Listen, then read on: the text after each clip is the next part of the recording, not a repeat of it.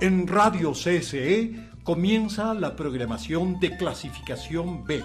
Apta para todo público, con vigilancia de adultos.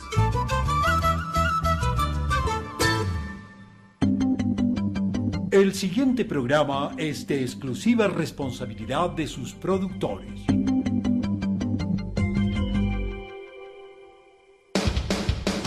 Contenido F. Formativos, educativos y culturales.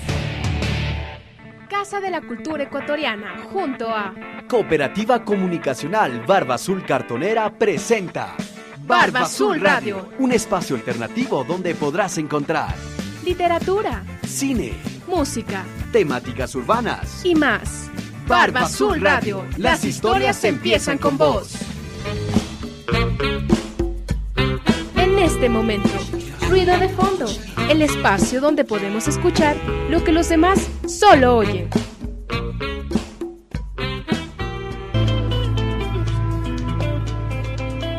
Una vez más nos encontramos para hacer ruido de fondo en medio de una ciudad caótica. En Ruido de Fondo contamos historias por y para la gente. Somos Daniela y me encuentro junto a Sebastián. Bienvenidos a este espacio para ustedes, desde ustedes y hacia ustedes. Igual no se olviden de sintonizarnos en 940M o por www.radiocasadelacultura.gov.es o puedes seguirnos por nuestras redes sociales. En Facebook y Twitter como Barba Azul Radio. Puedes ponernos sugerencias, canciones. También puedes colocarnos cualquier tipo de pregunta que tengas para nuestros invitados o para nosotros. Igual puedes escribirnos al WhatsApp, les tenemos un montón de sorpresas que ya les vamos a ir diciendo un poquito. Dani, porfa, si le dices a la gente el número de WhatsApp para que esté atenta y coloquen este tema tan polémico que tenemos el día de hoy. Bueno, el número para hablar acerca de educación superior y libre acceso, que es el tema del día de hoy, que vamos a conversar junto a Patricio Pilca, es 098-76-23456. 098-76-23456. Parece chiste, pero es de verdad, un mensaje nomás. Entonces, antes de comenzar ya el programa, queremos agradecer a la Librería Nacional y en especial al licenciado Julio Álvarez, porque nos ayudaron donándonos unos libros que vamos a ir sorteando en el transcurso de esta semana. El primer libro que vamos a donar es El escribiente y otros relatos del autor Herman Melville.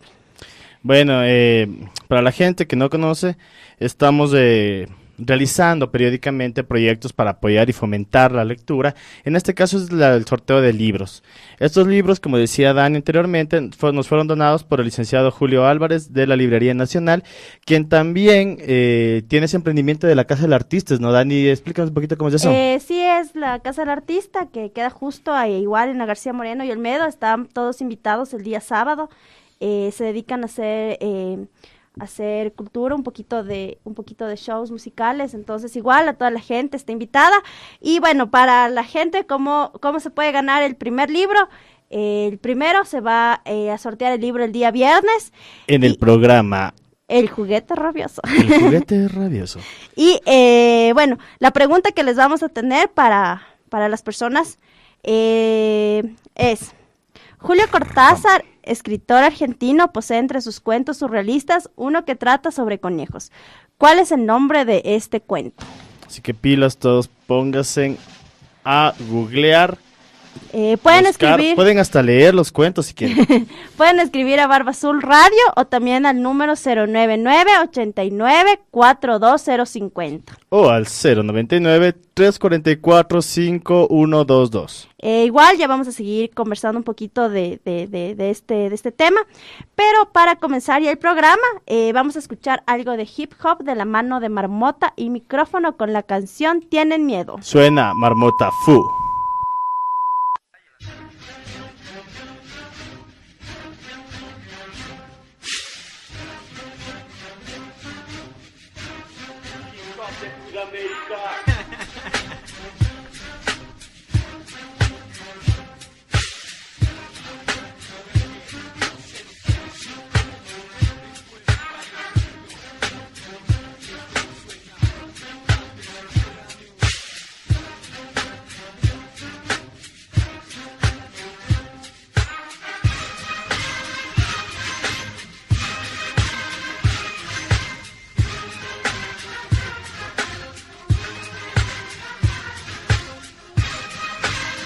desarrollamos nuestras acciones en perfecta unidad. El Congreso Nacional fue incapaz.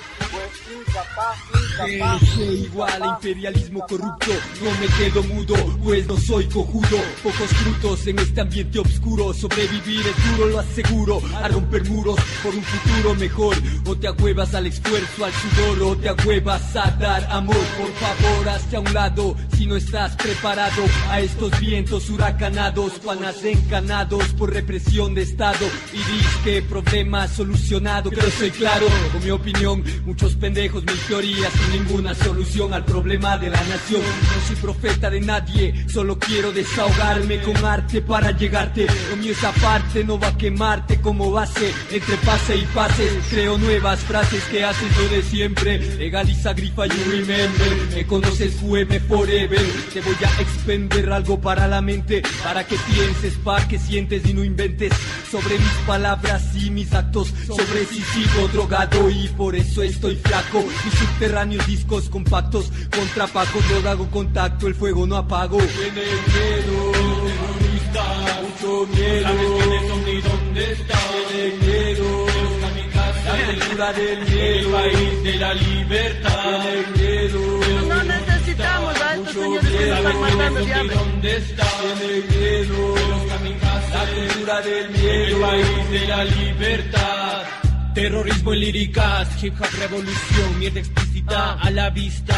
Son callejeros los artistas, se ponen a vista. No quieres tu nombre en su lista, escrito ya está en las esquinas. Si me subo a la tarima es para combatir al terror capitalista. Acepto que entrando de lleno al nuevo milenio vivimos en falsas democracias confundidos por el miedo. No te puedes decidir entre quién es malo y quién es bueno. El dinero y la televisión tan enterrado su veneno. Ahora la guerra cambió, todo lugar es posible terreno para el mambo. En medio de la gran city la QM está explotando como bomba química, como bomba nuclear, como bomba biológica. Esto no tiene lógica, todo con esta tónica atómica y un ente despiadado que todos dominan. Que todos dominan. Fuerza y valentía en América Latina. La ley es mentira, mente subversiva. La revolución se avecina, pero el diablo empuja. Fuerza y valentía. Tiene miedo, terrorista, mucho miedo. No sabes quiénes son ni dónde están. Tiene miedo, los kamikazes, la cultura del miedo, el país de la libertad. Tiene miedo, terrorista, mucho miedo. No sabes quiénes son ni dónde están. Tiene miedo, los kamikazes, la cultura del miedo, el país de la libertad.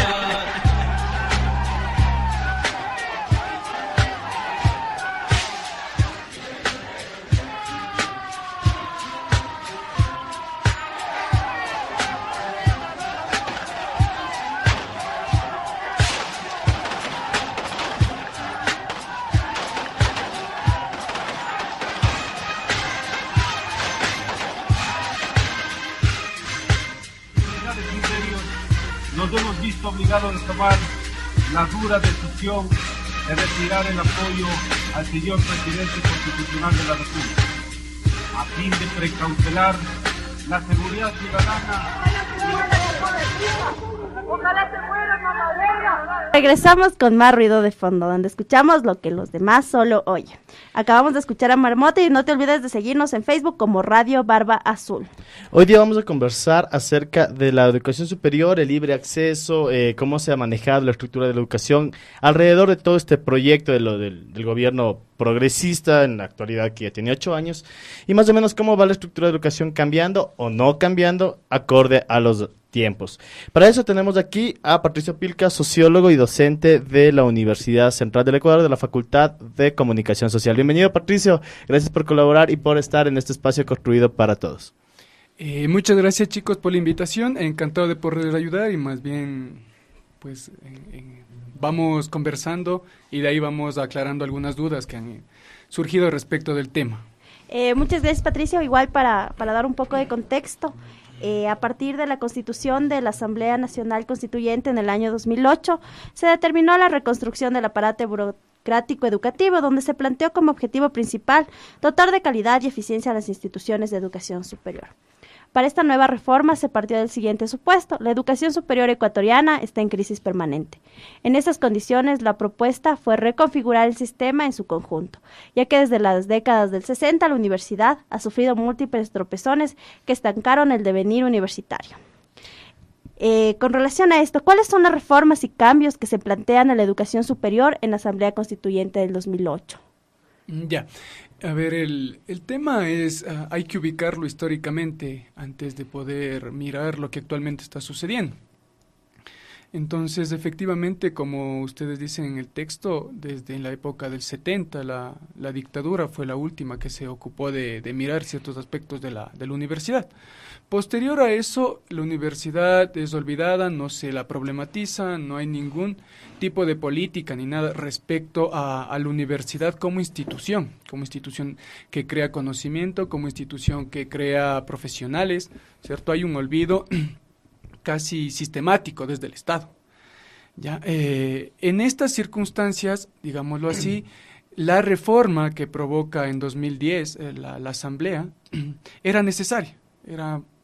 Creo que de eso lo hemos discutido en algunos espacios, no había ninguna duda. Era necesario de que se haga una reforma a la educación, porque, entre otras cosas, por ejemplo, las universidades funcionaban como una especie de feudos, ¿no es cierto? Un feudo donde había un caudillo o un líder que determinaba qué es lo que hacía cada universidad, ¿cierto? El caso más paradigmático de esto es la Universidad de Guayaquil y luego la Universidad de Esmeraldas, ¿cierto? Yo tuve la oportunidad de trabajar en la Universidad Laica y Alfaro de Manta. Ahí también mirabas que funcionaba como un feudo, ¿ya? Las autoridades más o menos estaban como 20 años ahí, entonces no había quien las regule, quien las diga, quien trate de organizar eso. Entonces, y dentro de eso, además, si ustedes se dan cuenta, las facultades también funcionan casi como feudos. Entonces, tienes universidades y facultades funcionando como feudos, entonces no había ningún orden. De frente a esto, por supuesto que era necesario organizar el sistema de educación superior, ¿ya? No va a ser casual que en el año 2010, 2 años después de la Asamblea Nacional Constituyente, la primera ley o de las primeras leyes que se repiensan y se rehacen es la LOES, la Ley Orgánica de Educación Superior, publicada en 2010.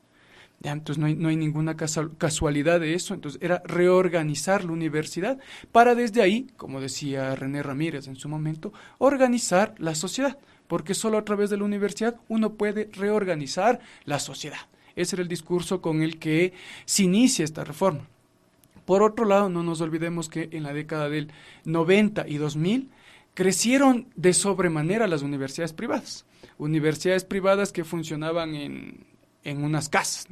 Las llamadas universidades garage. Las llamadas universidades de garage, ¿no es cierto? Donde había una casa y se colocaba cualquier carrera y ya funcionaba. Entonces no había ningún tipo de garantía que el estudiante esté aprendiendo. Entonces, con el mandato 14 se cierran estas universidades, por otro lado se genera esto que les acabo de contar históricamente, y dicen esto hay que reorganizar, y se reorganiza el sistema de educación superior.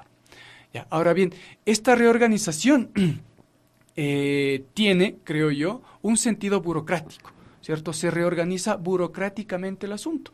Se crean instituciones nuevas, por ejemplo, se crea el CEACES y el CES, ¿ya? Y al CENESID se le da unas nuevas funciones, ¿ya? Porque las funciones del CENESID eran otras. Y se desaparece el CONEA, ¿ya? Y estas funciones pasan al CEACES. ¿Ya? Entonces, aquí se reorganiza burocráticamente el asunto. ¿Cuál es el problema aquí? El problema central es que la evaluación universitaria y el control pasa a manos estatales. Cuando pasa a manos estatales, lo que sucede es que el sistema universitario se va a organizar en pos de todo este proyecto nacional, ¿ya?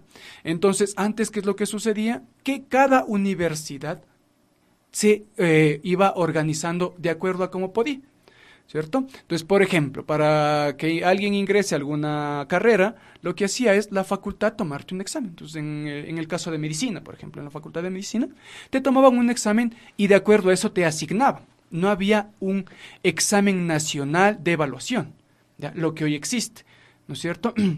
Entonces se van creando una nueva burocracia, se va complejizando este problema de la universidad pública sobre todo, ¿no? Y va generándose una serie de problemas, ¿cierto? Pero esto como para contextualizar, no sé si ahí más bien seguimos problematizando el asunto. Y la Universidad Ecuatoriana también se configura alrededor de siempre la necesidad de la presencia del Estado, o sea, al contrario, por ejemplo, capaz de ejemplos muy injustos por las diferentes situaciones y contextos socioeconómicos, políticos y o sea, en general, culturales, pero por ejemplo otras universidades, digamos de universidades de Estados Unidos que se colocan como ejemplos acá de ejemplos de innovación tecnológica, en tanto ciencias exactas, tanto tecnología más que nada, o sea, funcionan, en tanto pueden funcionar con la empresa privada, en tanto funcionan los think tanks, también en tanto funcionan con la inversión privada, la inversión de empresas y multinacionales. Y aquí en la Universidad Ecuatoriana, más bien se intenta que el Estado sea quien asuma esas responsabilidades de innovación tecnológica. No sé si se limita bastante la intervención del capital privado. Y eso también, no sé hasta qué punto se puede limitar el desarrollo de otras ciencias, por ejemplo, ciencias sociales, en comparación con el apoyo y la capital que se ha dado a lo que es desarrollo de ciencias. O sea, se creó una universidad, IH, la Universidad de Tecnología.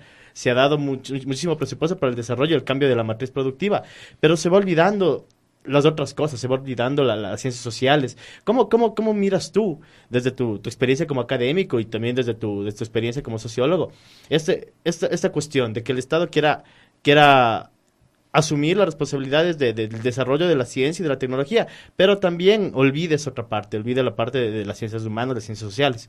Ya. Tú has anotado algunos problemas que al mismo Estado se le han complicado. Mira, uno que es recurrente es esto. El Estado está invirtiendo en las universidades. Uno de los discursos que se levantó cuando se hacía la reforma era: si el Estado está invirtiendo, el Estado es el que tiene que evaluar, ¿no? Y cuando uno dice eso, el ejemplo más claro es: habían personas que se están pasando una especie de 15 años en la universidad y no estamos recibiendo ningún profesional que ayude en la sociedad. Mira, entonces esto ya provocaba otro problema. Digamos, hay gente que está ahí pasándose vidas enteras. Yo recuerdo claramente que cuando yo estudiaba en la Universidad Central, había personas que ya habían hecho una especie de carrera en la universidad. Carrera de seguir carreras. Carrera de seguir carreras. Por supuesto, era una cosa un poco extraña. Entonces uno dice, de frente a eso, porque también hay que decirlo, había que controlar este tipo de cosas. Ahora bien, el problema que viene después de esto es: ¿y ahora qué estamos haciendo si no hay quien invierte en la universidad?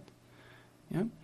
Lo que sucede en otros países, generalmente los países del norte, el caso más que han tomado como ejemplo los que hicieron las reformas de Estados Unidos o México, es que hay capital privado funcionando en las universidades, ¿ya? Pero esto provoca otro problema, y es que se rompe con la autonomía universitaria. ¿Cómo queda la autonomía universitaria en este sentido? Si los capitales privados están ingresando ya a formar parte de la misma universidad como un actor más, ¿ya? Entonces tienes el Estado, pero tienes también los capitales privados funcionando. En el caso ecuatoriano que yo conozco, en el caso particular de la Universidad Central, por ejemplo, tenías Nestlé funcionando ya en la universidad, en la facultad, creo que es de Ingeniería en Alimentos, una cosa así. Nestlé. Y en el caso de la Facultad de Ingeniería, por ejemplo, de minas, petróleos y todo esto, funcionaba Petroecuador. Petroecuador financiaba algunas cosas. Y luego algunas empresas privadas también relacionadas con el tema petrolero. Entonces, mira, empiezan a confluir algunos elementos en la problemática universitaria. De frente a esto, el Estado no sabía qué hacer y las autoridades no ayudaban. Por eso empezaba diciendo que era necesaria una reforma de este estilo, porque yo recuerdo en alguna ocasión el director de investigación de la Universidad Central decía que por la ineficiencia de las autoridades se pierde plata, ¿cierto? Perdías dinero porque no sabías qué investigar. Mientras los directores estaban gestionando un montón de cosas, burocráticamente no te facilitaban. Entonces, esto también lo que trataba la reforma de hacer es viabilizar y quitar este problema burocrático. Lo que provocó es otro problema burocrático. Sustituyó un problema burocrático por otro, pero no es que lo solucionó. ¿Ya? Claro, igual yo sí creo que es importante también hablar acerca de uno de los debates actuales y de los debates que muy fuertes en esto, es la creación del ENES, ¿no? La creación de una prueba de aptitud que tiene bases en el razonamiento verbal y en el razonamiento numérico y abstracto. ¿Cómo esta prueba es un limitante para el libre acceso universitario? Ya. Aquí hay, al menos yo creo que hay una hipótesis que es importante discutirla, y es que la evaluación se da en dos sentidos. Se da a nivel institucional, ¿cierto? Se evalúan a las instituciones para acreditarlas y para acreditar las carreras, ¿ya? Y por el otro lado también se empiezan a evaluar a los estudiantes.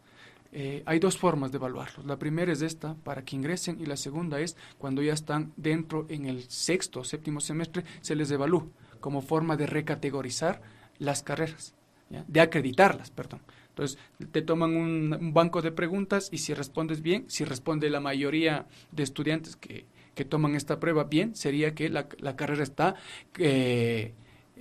funcionando bien. Funcionando bien, por supuesto. En el caso de que no, la carrera sería que está funcionando mal. ¿Ya? Pero en el caso específico del ENES, me parece que ahí la idea era evaluar para que ingresen y poder administrar la población universitaria. En principio y en forma ideal, esto parece lo más correcto, ¿ya? Como principio formal uno dice, pues claro, si nos toman a los tres la prueba, tú te vas a una carrera, tú a otra, yo a otra, no hay mucho lío. El problema es que en la realidad no funciona tan así, pues, ¿cierto? Tú, por tus condiciones políticas, culturales, familiares, lo que fuese, tuviste una formación. Igual Sebastián, igual yo. Entonces, no estamos en las mismas condiciones para rendir el examen, ¿ya? Esto por ponerles un simple ejemplo, ¿ya? Pero ahora, ¿qué pasa cuando la diferencia es ciudad-campo nomás? ¿Ya? Ustedes ven que en el campo las condiciones para estudiar no son las más óptimas. Incluso siguen habiendo escuelas unidocentes. Claro. Incluso la situación en la misma ciudad, ¿no? La creación desde la misma ciudad de periferia, o sea, no es lo mismo en Quito, por ejemplo, decir que alguien va a estudiar al Montúfar, al Mejía, al Montalvo, que alguien estudie en el 18 de septiembre, o sea, es como mucha diferencia y, o sea, si existiera desde a nivel institucional de colegios públicos, existiera un proceso de regularización, no sé, de estabilización de todos los colegios, capaz si no hubiera tanta gente haciendo cola y desesperándose por un cupo en el Mejía, por ejemplo. O sea, la idea es esa. Además de que existe también esa cuestión de que la universidad, o sea, la academia en una cuestión muy, o sea, ya viéndolo ya en perspectiva, también sirve, es un filtro también, o sea, la universidad no aguantaría y una sociedad no aguantaría todas las sociedades universitarias, por ejemplo. Si todos fueran universitarios, no podría aguantar la sociedad ese conjunto de gente que no está siendo productivo en ese momento. Entonces, o sea, también, aparte de ese filtro, de ese filtro de exclusión, ahora existe el otro, que es el de que si tú quieres formar parte de ese ejército de estudiantes, no vas a poder hacerlo. O vas a tener que hacerlo en las carreras que te ofrece, que la segunda, tercera o cuarta opción que te ofrece el mismo CENESID. Y eso, claro, cuando el CENESID te ofrece estas carreras, porque si no te manda a otras provincias. Voy a ese otro lado. Los puntajes son bastante altos, no se fijan en las condiciones sociales, las condiciones económicas, y muchos de los chicos ahora están sin estudiar, están en la casa desempleados. Claro. Aquí también hay un grave problema, miren, y es que uno dice, claro, como dice Sebastián, aquí no todos pudiesen ir a la universidad, y la propuesta en principio era de que los institutos también sean reconfigurados y tomen fuerza, ¿cierto? Esto no ha sucedido. Los institutos no han tomado la fuerza que debían tener. Entonces la gente sigue mirando una aspiración a la universidad. Claro, por lo menos de nivel público, porque si hay institutos determinados, unos 2 o 3 privados, que en realidad en estos últimos años han crecido tremendamente, o sea, tienen una población estudiantil muchísimo, o sea, muy alta, en contraste con otros que estaban antes realmente, o sea, no lo tenían, ¿no? Pero ahora, o sea, los institutos privados, los preuniversitarios, todos los cursos de nivelación, o sea, en realidad han Mira, no aumentado. Yo de lo que conozco no he mirado ninguna investigación que trate sobre los institutos preuniversitarios que en estos últimos años han crecido. Entonces, ustedes si se dan una vuelta por el país, en cada ciudad principal donde ustedes van, hay centros de preuniversitarios que te preparan ¿para qué? Para dar la prueba del CENESID. No te preparan para otra cosa, ¿cierto? Ahí, si uno quiere ver, indirectamente se está privatizando la educación. ¿Ya? De esas cosas no hay investigaciones de lo que yo conozco, ¿ya? Sobre todo investigaciones cualitativas. De lo que se han hecho, de las pocas cosas que se han hecho en este último tiempo son cualitativas, quiero decir que no se han hecho estudios cuantitativos, de mirar cuánto ha crecido, cuánto ingreso, cuánto significa de lo que están gastando las personas. De esas cosas no hay. Y de eso creo que se debe investigar, y se debe investigar a fondo, porque yo creo que ahí se está privatizando la educación, ¿ya? Y por otro lado, respecto de lo que acabas de decir, Sebastián, de que ciertos institutos privados han crecido, yo creo que incluso ciertas universidades. Miren que la UDLA en los últimos años creció de forma descomunal, tanto que tuvo que hacer otro campus, ¿cierto? No se abastecía con los 2 campus que ya tenía, sino que tuvo que hacer un campus más grande por la Granados. Miren, entonces, ¿esto qué quiere decir? Que igual se está privatizando la educación, porque mucha gente, sí, se está quedando fuera, pero la gente que más o menos tiene más o menos recursos, lo que hace es irse a estudiar a una universidad privada. Por último, me endeudo con tal de no dejarle al guagua que no estudie. Exacto, se endeudan y lo que sea. Miren, esto significa igual privatizar la educación. No lo dicen en esos términos, pero si uno lo mira, indirectamente se está privatizando la educación. Y esto creo que es un punto al que hay que empezar a cuestionar y al que hay que empezar a problematizar, porque de estas cosas no se están diciendo nada. Se dicen cosas de miles de temas, pero de esto no se está problematizando. Claro, igual, por ejemplo, como decía Patricio, las universidades como la UDLA, preuniversitarios, están creciendo. Las personas desde 5º curso, 6º curso ya buscan meterles a sus hijos a los institutos para que puedan que les preparen esto, un curso de $300, $400, ese es el costo real de estos cursos, ¿no? Igual las universidades también han subido mucho los aranceles, las universidades privadas, cada vez los aranceles, las matrículas se elevan, ¿no? Claro, además que también es toda una lógica de pensamiento que te preparan para la prueba, o sea, no te preparan para por último, para la pertinencia que tiene la carrera que tú quieres seguir, te preparan para una prueba, o sea, todo el tiempo en la primaria te prepararon para el colegio, en el colegio te preparan para la universidad, en la universidad te preparan para el posgrado, o sea, y terminas todo el tiempo tratando de cumplir un objetivo que no se termina por cumplir, un sueño que no se termina por dar, el sueño de no saber qué realmente es lo que estás buscando, sino todo el tiempo trabajar con objetivos concretos, la prueba, la evaluación, etcétera, o sea, y eso también va configurando toda la dinámica con la que la universidad se ha manejado. O sea, yo creo desde hace muchísimos años, incluso hasta después de la reforma de Córdoba, siguió manejándose la universidad desde esa visión instrumental y esa visión bastante limitada en torno al cual el papel, o sea, la universidad ecuatoriana y las universidades latinoamericanas, creo que es su grueso, aún no entienden cuál es el papel de la universidad dentro de una sociedad que está financiando, por último, que está contribuyendo a la educación de los universitarios.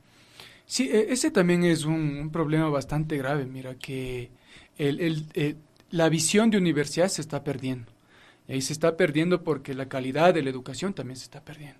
Yo cuando hacía la investigación era estudiante, estaba en la maestría, pero ahora que ya soy parte de la planta docente de la Universidad Central, también ves una serie de problemas. O sea, no puede ser que solo tengas que calificar y medir los conocimientos al estudiante por una prueba de reactivo. Pues no puede ser que te pongan a elegir A, B, C, D. Y más en las carreras sociales, ¿no? Sí, cuando tienes muchas más Tienes muchas más direcciones, muchas más formas de analizar las cosas. Entonces, ese tipo de cosas ha provocado una serie de problemas, pues, ¿no? Entonces, mira, si te exigen que estés haciendo, que presentes este tipo de exámenes y no te dan la posibilidad de que el estudiante proponga o que desarrolle más allá el conocimiento, que desarrolle los conceptos, que mire cómo va a ser su profesión, sino que le mides con una prueba donde están determinadas las respuestas ya. Entonces, ese tipo de cosas también son problemáticas, ¿ya? Entonces, como ven ustedes, hay una serie de problemas que hay que discutirlos todavía, ¿no? Igual, ¿cierto? como siempre en Barba Azul nos escriben mensajes, estamos en contacto con eso. Nos llega un mensaje a nuestro WhatsApp hablando acerca de la prueba ENES, que dice: se trabaja en evaluaciones de tipo cognitivo. ¿Y dónde o cómo se evalúa el componente emocional, el efectivo y la vocación? ¿No? ¿Qué pasa con los jóvenes que quieren ser veterinarios, pero no les avanzó el puntaje? Claro, o sea, Sí. desde el principio te dijeron que primero te dieron pensando, o sea, sé veterinario. Ahí estamos ya como raro. O sea, ¿qué tanta libertad tenemos para elegir? Vamos a regresar con esa pregunta después de la pausa de la media los hora. Anuncios de la radio de la Casa de la Cultura, para volver con más ruido Volvemos de con fondo. Patricio y la educación superior. Volvemos con más ruido después del corte. Sigue en sintonía. Ya está disponible la aplicación de Radio Casa de la Cultura Ecuatoriana para tablets y smartphones. Ingresa a Play Store y búscanos como Radio CCE HD. La descargas y listo. Donde quieras, cuando quieras. Porque esta es la primera radio pública cultural del Ecuador.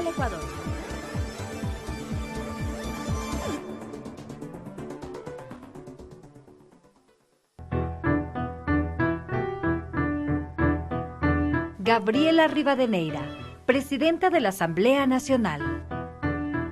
Para nosotros es fundamental el que la ley marque con absoluta claridad la autonomía de la Casa de la Cultura, que ha sido una de las aspiraciones que durante todo este tiempo hemos mantenido referente al texto de la ley. Por lo tanto, esta ley garantiza la autonomía de la Casa de la Cultura y plantea más bien cómo fortalecer el accionar de la Casa de la Cultura a nivel de todas las provincias, cuando esa Casa de la Cultura tiene que ser, como lo ha sido durante estos años, un promotor de la inventiva, de la creatividad, del fomento, también a través de la transversalización del sistema integral de cultura que marca esta ley. Casa de la Cultura Ecuatoriana, autónoma, diversa, democrática.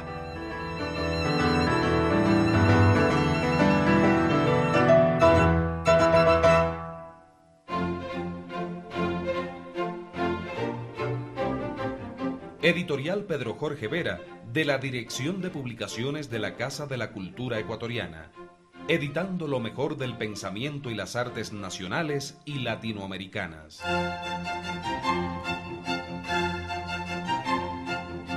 Fundada en 1945 por Benjamín Carrión, ha publicado importantes obras de los más grandes escritores ecuatorianos de todos los tiempos.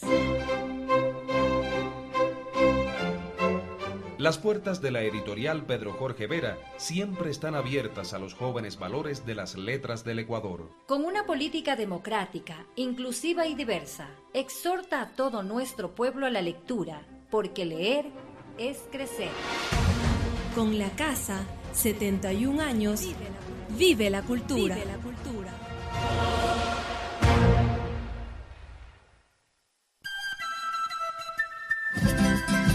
Radio Casa de la Cultura Ecuatoriana. La primera radio pública cultural del país.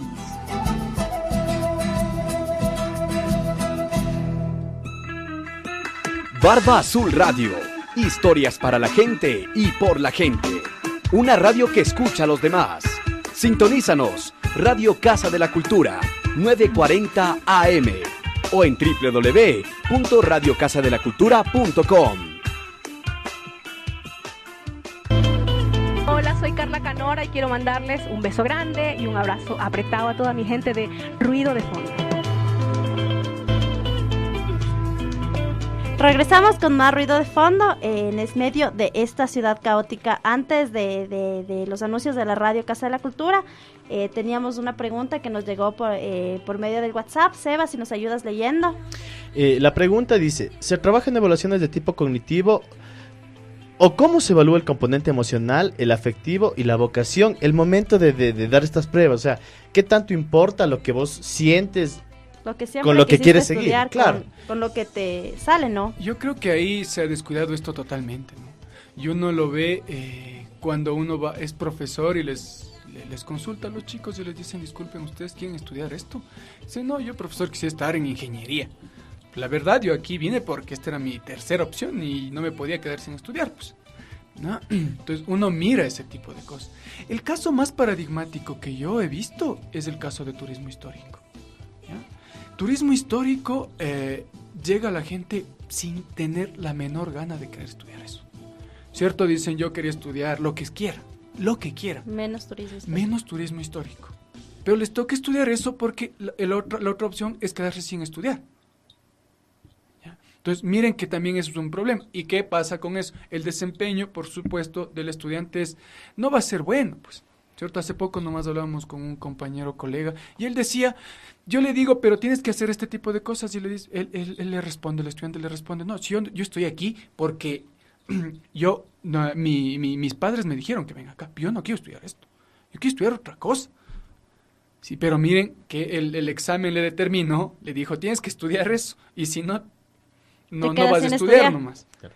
Entonces miren el problema que se provoca. Entonces yo creo que esto de la vocación, del sentir, de la persona que da el examen está totalmente anulado. No es una cosa muy mecánica, muy mecanicista, digámoslo así, ¿no? Claro, además que en la academia, en la universidad en general, o sea, toda la cuestión emotiva, el sentimiento, o sea, se ha dejado de lado. La ciencia es una ciencia dura, fría, exacta y verificable, punto. Claro, lo que no es así, es hipismo, es arte, es teatro, es esas cosas que no se debe seguir, porque sientes mucho, pero no te sirve para vivir en el pensamiento de los padres. Padres, por favor, dejen al guau a seguir teatro, si quiere seguir teatro, si Pontis es el mejor actor del mundo, déjele. Claro, Sebas, pero incluso eso mismo, cuando por experiencia, por lo que se escucha, ¿no? Hay mucha gente que tiene el puntaje, pero no le gusta esa carrera, o simplemente quiere acceder a carreras como artes, gente que quiere acceder a carreras como arte, algo que debes tener mucha habilidad, ¿no? Pero no les avanza, les mandan otras carreras y los chicos también se quedan así, ¿no? Se quedan en sus casas. ¿Cuáles has visto que son las alternativas que están tomando los jóvenes, o cuando no entran a la universidad?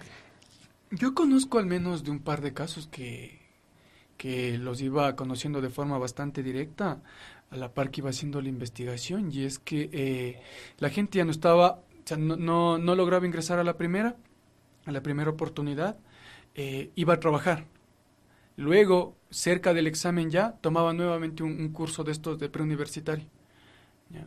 Pero si a la segunda no logras ingresar, ya definitivamente se dedicaban a trabajar. ¿Ya? Entonces, lo que está haciendo es expulsando a las personas a que vayan a trabajar. Porque no se olviden que el examen es un requisito para todo el sistema de educación superior. ¿Ya? No sé si cambiaron la ley todavía, pero incluso para ir a las ciencias policiales y a los militares tenían que rendir este examen. Claro, deben tener más de 700 puntos, ¿no? Para poder ir. No es que era una cosa, ya ahora me voy a hacer policía o me voy a hacer militar y ya no doy ningún examen. No. Incluso para estas cosas hay que dar el examen.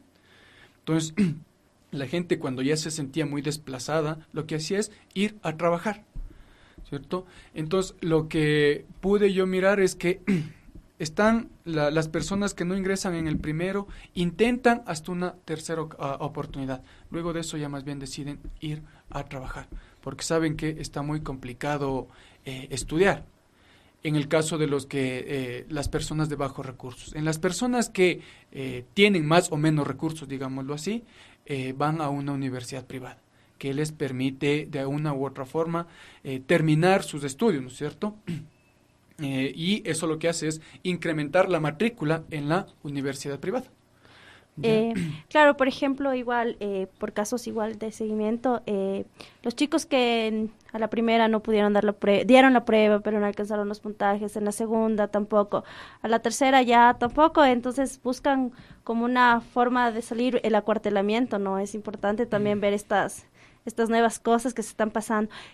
Tú, Patricio, a partir de tu experiencia, ¿qué crees que les hace falta a los institutos? A los institutos se los ha olvidado, se los ha desplazado, digamos, no se les ha dado el tratamiento adecuado. ¿Ya?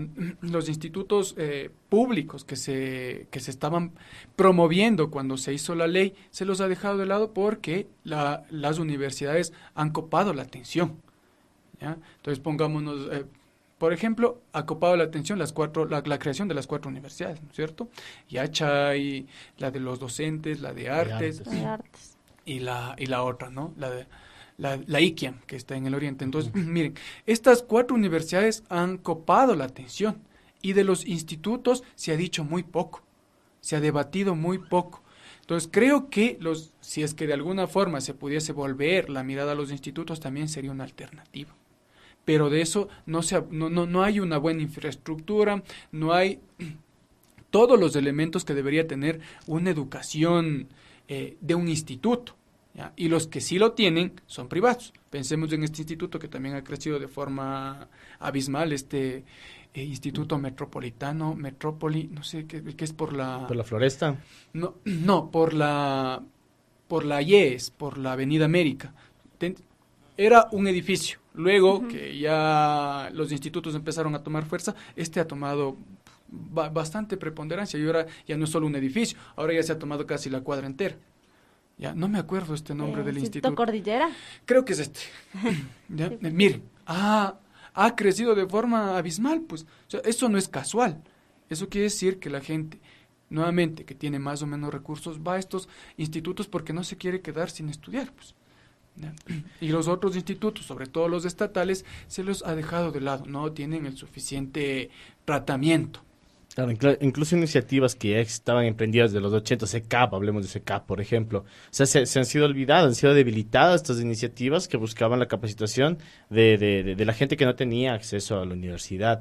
Ahora, esta cuestión, o sea, me resultó muy interesante que tú comentabas, o sea, la gente se dedica a trabajar, directamente a trabajar, si no consigue entrar a la universidad. O sea, eso ahonda incluso las desigualdades económicas. Es decir, tenemos un ejército de gente que no tiene capacitación, no tiene instrucción universitaria, 3er nivel, no tiene cuarto, o sea, evidentemente tiene 4º nivel, y a la cual está subempleada, o sea, hay esa cuestión de subempleo, la empresa tranquilamente te dice, si quieres, bacán, o sea, si quieres trabajar en esas condiciones, chévere, trabaja. Si no, tengo 20, 40 más que van a trabajar en el mismo puesto en que vos quieres estar. Incluso porque por tenemos 40 dinero. gente, claro, y podemos, o sea, estamos todo el tiempo con ese miedo de perder el trabajo, estamos todo el tiempo con ese miedo de que hay un montón de gente que está en las mismas condiciones que uno y está atrás del trabajo de uno, o sea, va ahondando las condiciones. De aquí en unos 10, 20 años, o sea,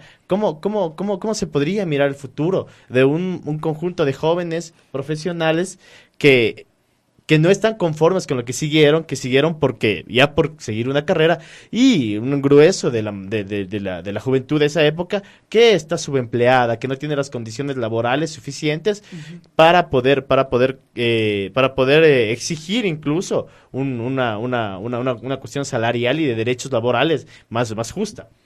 Ya, tú planteas también igual una serie de problemas, pero hay uno central, y es que la propuesta con la que nació la Ley Orgánica de Educación Superior en 2010 era deselitizar la educación superior.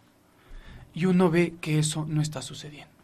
Está sucediendo todo lo contrario. Se está elitizando más la educación superior. ¿Ya?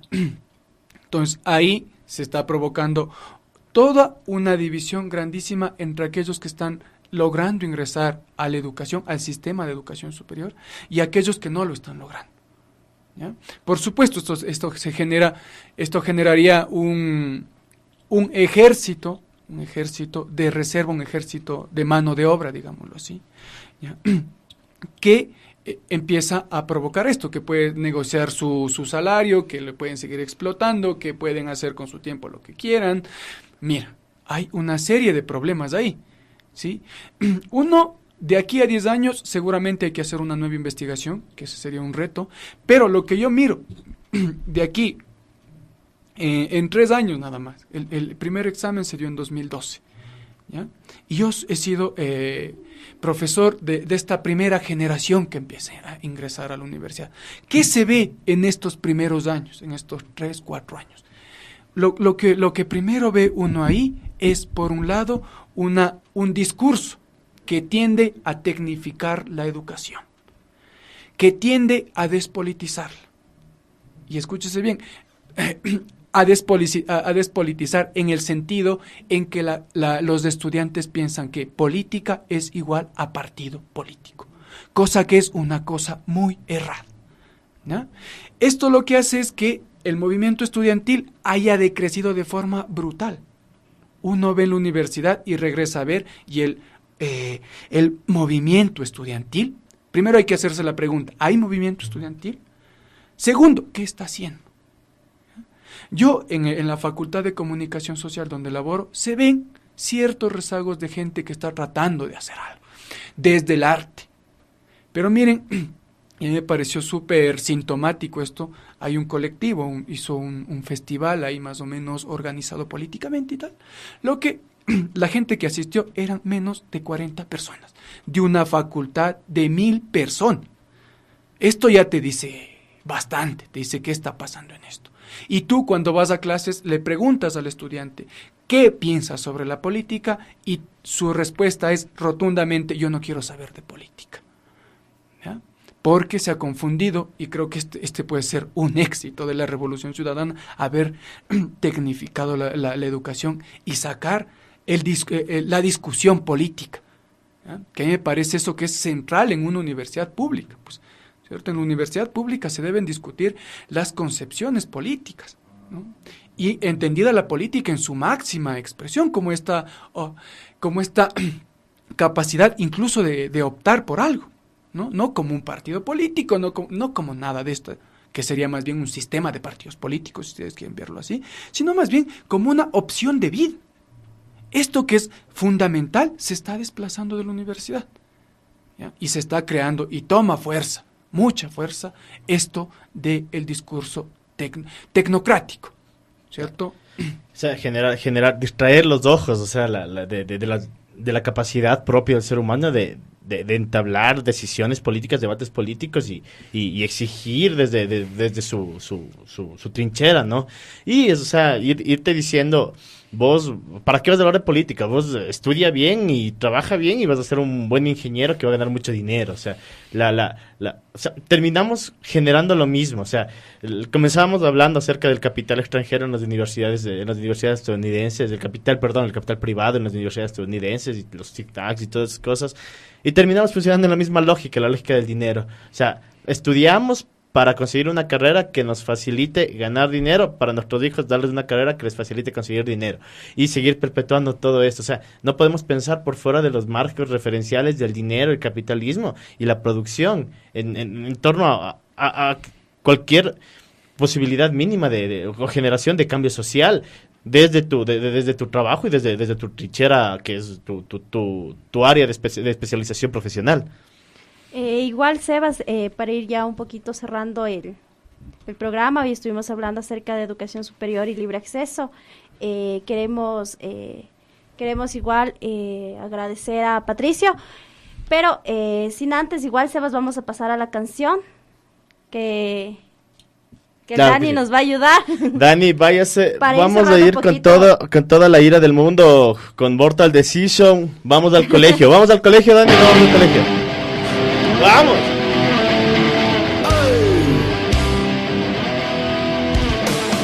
No soporto este colegio porque me ha quedado mal.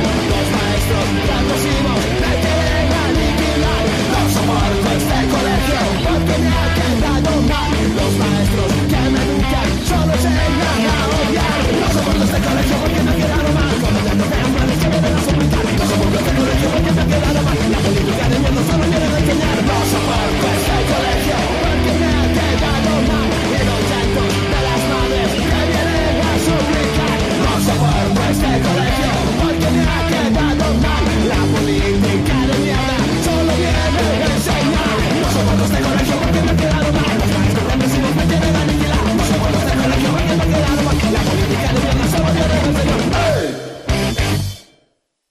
regresamos con más ruido de fondo. Volvimos del colegio. Escuchamos lo que los demás solo oyen.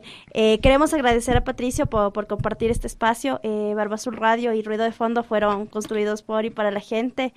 Queremos también agradecer nuevamente a Librería Nacional y al licenciado Julio Álvarez por habernos hecho esa generosa donación de libros, los cuales estarán siendo sorteados alrededor de los 4 programas que conforman la franja cultural Barba Azul Radio. El primer libro que se va a sortear es El escribiente y otros relatos. Se va a sortear en el programa del día viernes. En el juguete rabioso vamos a sortear el escribiente y relatos de Herman Melville, así que preferiría no hacerlo, pero toca hacerlo. Vamos otra vez a decir la pregunta para las personas. Julio Cortázar, escritor argentino, posee entre sus cuentos surrealistas uno que trata sobre conejos. ¿Cuál es el nombre de este cuento? Escriban a Radio Barba Azul, igual a los números, al WhatsApp 099-89-42-050 o al 099-34-45-122. Perdón, repito, 099-34-45-122. Ya me salió bien esta vez ya.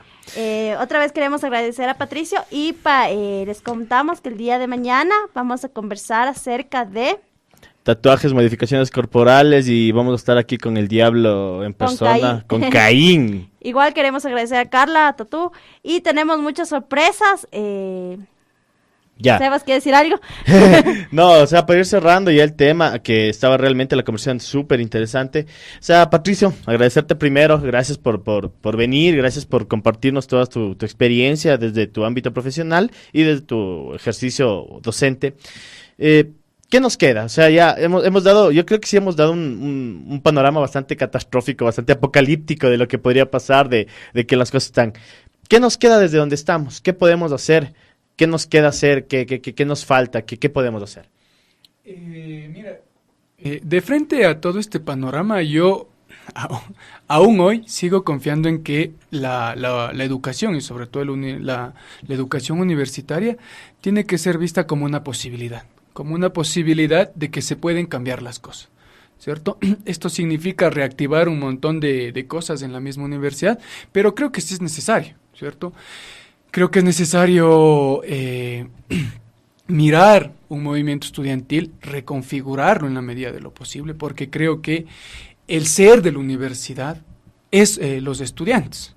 ¿Ya? Yo todavía sigo confiando en que los estudiantes es ese gran actor político, social que debe generar este cambio. Y claro, de la mano de eso, en lo que a los docentes, a los profesores nos pueda o podamos hacer y ayudar, estamos también dispuestos a hacerlo, ¿cierto? Yo finalmente creo que miro todavía a la universidad como esa posibilidad, ¿no es cierto? Claro, igual a todas las personas, a toda nuestra audiencia que siempre nos escucha, la tesis de Patricio igual se encuentra en los repositorios virtuales, es una tesis muy buena que analiza lo que conversamos hoy de una forma mucho más detallada. Más amplia. Y bueno, Sebas. Bueno, agradecer nuevamente a toda la gente que estuvo junto a nosotros y recordarles que si quieren ir a la universidad, vayan a la universidad, pero también tratemos de hacer algo y cambiar y generar cambio. Podemos generar cambio, podemos hacerlo. Ajá, y si no te gusta lo que ves, si no te gusta lo que oyes, si no te gusta lo que lees. Si no te gusta ir al colegio. Si no te gusta ir al colegio porque te han tratado mal. O sea, por último, míralo como un paso hacia hacer exactamente lo contrario. Hacer colegios en los que nos hubiera gustado estudiar por último, ¿ya? Bueno, finalizamos. Gracias, Dani. Regresamos gracias, mañana con más ruido de fondo. No Dani. se olviden de seguir nuestras redes sociales. Mañana nos vemos. Chao, los queremos. Bye. Tenemos una nueva cita mañana para compartir con ustedes el ruido de fondo en medio de una ciudad caótica.